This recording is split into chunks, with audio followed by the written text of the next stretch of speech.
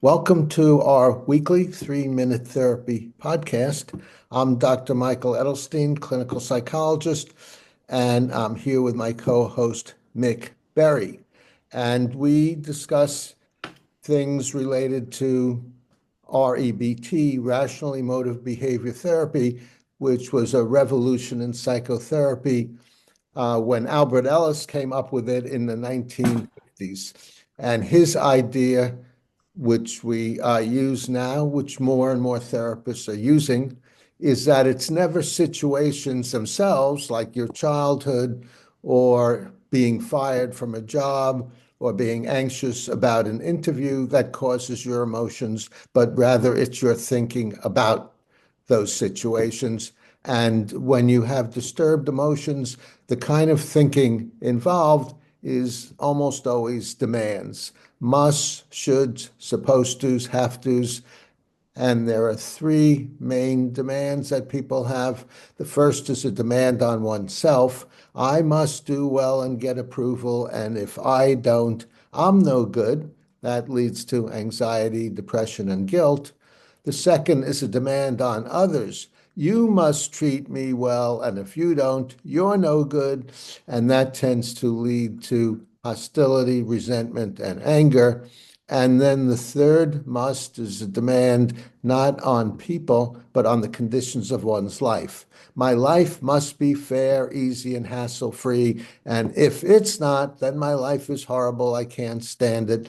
And I might as well escape from these horrible things in drugs, alcohol, or even worse, suicide. So we help people identify their musts. Uh, that's causing their particular emotional disturbance, and then show them how to question, challenge, and contradict their demands and look at things with preferences. I prefer to do well and get approval, but if I don't, that's disadvantageous. I prefer you treat me well, but if you don't, that's unfortunate. And I strongly prefer and desire my life to go well, but if it doesn't, I still can stand it. It's not the end of the world, and I can do things to try to improve my life. Mick, did you have additions to that? No, sounds good to me. Okay, very good. And today we're going to be discussing REBT and faith. And we have a special guest today, Beatty Carmichael. And Beatty, do you want to, and we're going to be discussing comparing and contrasting our approaches to helping people with anxiety. And Beatty, do you want to tell us a little bit about yourself? Yeah, thank you. It's interesting. I actually come from a line of 7 generations of medical doctors. So, and back then they were all scientists, not the same as they are today sometimes. But I ended up skipping the medicine side of things, and about almost a decade ago, started moving in towards healing from more of a spiritual approach, looking at the other side of the coin, where from the soulish side as opposed to the physical side, which is why I've loved the REBT and the whole approach of just dealing with the thought patterns that we do, because that I find is the a major source of everything. And over the last, probably realistically, the last 8 years, as I perfected this approach, I'm starting to see a lot of things, anxiety included, being restored and people being released from and getting breakthrough simply by handling what I call the spiritual root behind it. And what's real interesting and kind of where REBT and my approach, I call it the prayer of freedom, where these approaches tend to kind of intersect is usually your thought patterns and how you view things. And it's amazing how powerful the mind is and how little we give it credit for either creating the good environment we live in or the bad environment in which we live. So that's a little bit about me. I've also been teaching at an addiction recovery center. I call it my laboratory more than anything else because addicts have extreme anxiety and depression, bipolar disorder, extreme chronic pains and addictions, and all these things. And it's interesting. The root of most of this stuff, not all, but most, comes back to their responses to things that happen to them. I mean, their cognitive responses. Their cognitive responses, their thinking, but how Right. they think and then how they deal with it afterwards. Yeah. And when you work with addicts, do you look at their musts? And normally it's the third must. My life must be fair, easy, and hassle-free. And if it's not, it's horrible. So I have to escape in drugs and alcohol. To a degree, that's how they got there. I don't look at how they got there as much um, in setting them free. I've started to map out what I've done with my program is I've started to map out I call them spiritual roots. And the simple thinking behind the spiritual root is if you have a weed in your yard, the only way you can get rid of it is if you get rid of the root. If you simply cut it down, it grows back up. And I find that if we get rid of these spiritual roots, these things not only disappear, but they don't come back. And and so the root of what I actually do in my practice, if you call it that, is I've mapped out probably 18 different categories of where the spiritual roots occur.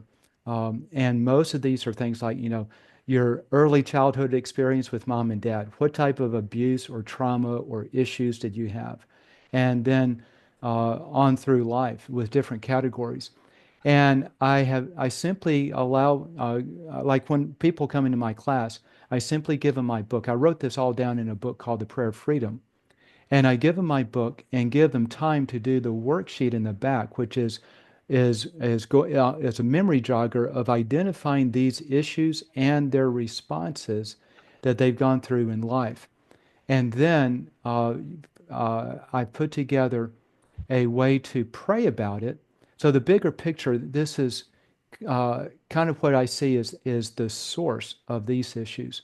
Is there's a God out there that created us, and He built His standards into what I call our conscience. So when we violate our conscience, we feel guilty, we feel shame, we feel like I really screwed up, and when we start to violate that conscience, there's things that come involved and amplify a lot of those things. So as we keep it focused on anxiety, when I do something and I start to feel anxious, because anxiety is kind of a violation of God's standard that He built into our consciousness, our conscience, then it's almost like a thing of anxiety starts to amplify anxiety in our lives, and it won't allow us to let go of it.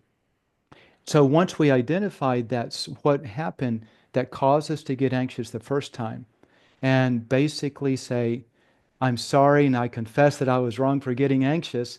And then we speak to this amplifier. I call it a spirit because I don't know any other name for it. But the spirit of anxiety, we just tell it to leave. And it's almost as if once we tell God that I'm sorry for having gotten anxious at this point or sometime in my life, and then command that anxiety to leave, it seems to go really, really quickly. And what I've been seeing, go ahead, yeah. Yeah. So we started by discussing similarities, but you've mentioned a number of things that are differences in our approach. And that is one of the things you said is that, correct me if I'm wrong, Beatty, that our anxiety is rooted in early childhood experiences. Is that correct? It can be, but not always. And our anxiety can be rooted in early childhood experiences. And what we're saying in REBT is it's never experiences that causes your emotions, early childhood or otherwise, but rather it's our thinking about Okay, experiences. So if you've yes. been So let me, abused by, I thank just you want for to that finish the clarity. sentence. I just want to Yep, finish the sentence. If sorry. you've been abused as a child by your parents, physically or emotionally abused, it's not that experience that causes your anxiety now, but it's your thinking about that. I'm sorry, Beatty, go on. Yeah, I'm sorry for interrupting, but you're absolutely correct. I look at the experience as the source, but it's not the source, the experience isn't the source. It's what you're saying. It's your response, your thinking about it. And that is the point that I'm looking at on my end as well, because it's the thinking. You get afraid during that experience. And that fear is the thing that is violating this God standard that I've seen that he built into our conscience. So it's not the activity of the abuse, it's our response to it that is where the source is. Yeah, Mick? Well, I was going to say, I think what Beatty is saying that he is, in mentioning someone's childhood experience, he's attempting to identify the activating event. Okay. Yeah, Somebody could say, in REBT terms, my father hit me continuously when I was a child. And REBT would say, well, that doesn't have to upset you now, but that would be the activating your event you're upsetting yourself about. And then the thinking might be, my father should not be hitting me, or my father should not have hit me, or it's awful that my father hit me, or he didn't love me more. And then REBT would say, well, that thought is actually incorrect. It'd be nice if he hadn't, but you can't do a thing about it now. So, what is it you're telling yourself? If you're demanding that that should not have happened, you're going to be disturbing yourself because that's a contradiction of reality. So, I think what Beatty is identifying is the activating event here, to put it in REBT terms. right, right. And what I'm saying is, uh, it's it's not the activating event itself, but it's your thinking, as you said, Beatty, it's your thinking about it. But I think we're more specific in REBT. It's a particular type of thinking. It's musts and shoulds, not any kind of thinking. Correct. And on what I'm finding is, I think it's pointing in the same direction. It's like all roads lead to Rome concept. And the direction that I see, I take it from the spiritual side. And that spiritual side is basically how our thinking is interacting with some creator being that created us. So when the thinking is it's not how it should have been, on my end, I say the thinking is you became afraid or you responded in fear or in anxiety. And these are what I'll call very simply kind of like negative emotions that this God has put into us to say, have positive emotions in a very simplistic sense. And so that negative emotion now allows something to inflame us and inflame that anxiety. And to reverse it, then we just go back to that event and our response, and we know we'd say, I'm sorry that that's how I responded." So I think we're hitting very similar, just from two sides of the coin, is what it sounds like to me. Yeah, yeah. Now, Mick and I in REBT believe that people act, people think, and people feel, but we don't include a spiritual side. Could it be that there is, for some people or for all people, there is no spiritual side, or what's your view about that? So when I have tested this and tracked the results, this approach has been 87 to 90% successful in eradicating all these different things. So I would say at the very least that from just a research-based observation on this, that at least 87 and 90% of people have the spiritual side as their root. Um, but I'm not at the point of saying that entirely everything we deal with is a spiritual nature. Right, but would you say that everyone has a spiritual side? Yes, I would say that everyone has a spiritual side. They may not feel it, experience it, or believe it, but I believe that all of us have a spiritual side of us, whether we recognize it or not. Yeah, Mick? Well, I'm curious what you mean by spiritual. Oh, that's a great question. I don't mean religion, by the way. Spiritual for me means that there's another dimension to us that we don't understand, that somewhere outside of the physical realm, like our thinking and our emotions, you can't literally just go into our body and say, look, this is the organ of emotion and this is the organ of your memory. We have a brain, but it's almost like it operates like in quantum theory. I may get way beyond where my skill set is. Oh, It's um, there are things that we can't identify because we don't see how they're connected, but there's some connection somewhere. That for me is what I call the spiritual side, is this, it's outside of the physical, and I reckon it to be tied to some God out there that created everything at some point and has some sort of watching over us, the way he builds us. But that's my methodology, my framework in which I operate. Yeah, Mick? Well, I remember once Michael Edelstein was telling me that I'm very spiritual, which I was quite shocked by. And he said, "Well, you care about people a great deal, don't you?" And I said, "Yeah." He said, "Well, can you tell me why you care about people or where your care is?" I said, "Well, no, I can't hold it in my hand." He said, "Well, that's being spiritual." Right. And So, that's a great way for me. You know, I say spiritual is in your heart, not your physical heart, but it's like there's spiritual heart somewhere that makes us love someone or remember things. Yeah. mhm. Well, then we're talking about emotions, and you can't really see emotions, but I think it's safe to say everybody would agree that we know what love is, or we know what hatred is, or we know what fear is, or what passion is, even though none of us could say, this is passion, like here I'm showing you a red ball, you know.